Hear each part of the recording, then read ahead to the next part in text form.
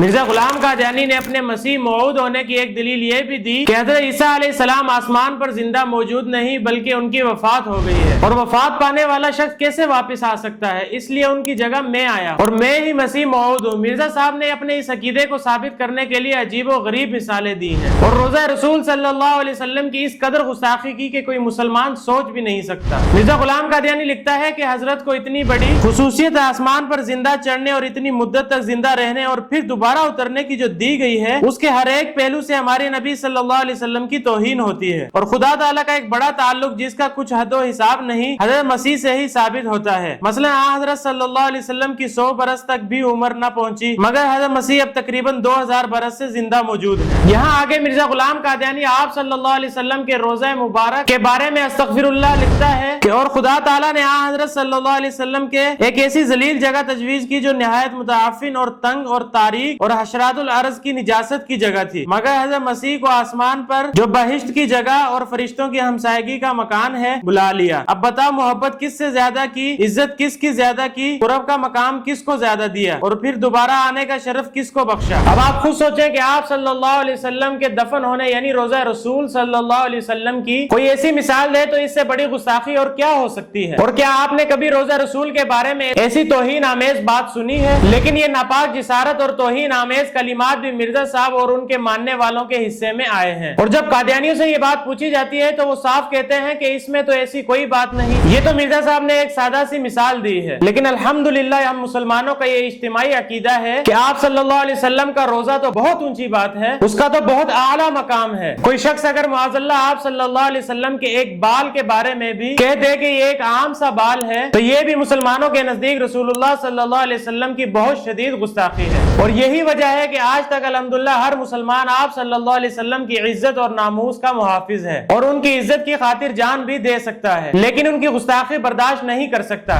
ان سب حوالوں کے بک reference description میں ڈال دیے گئے ہیں، آمدی حضرات خود ویریفائی کر سکتے ہیں۔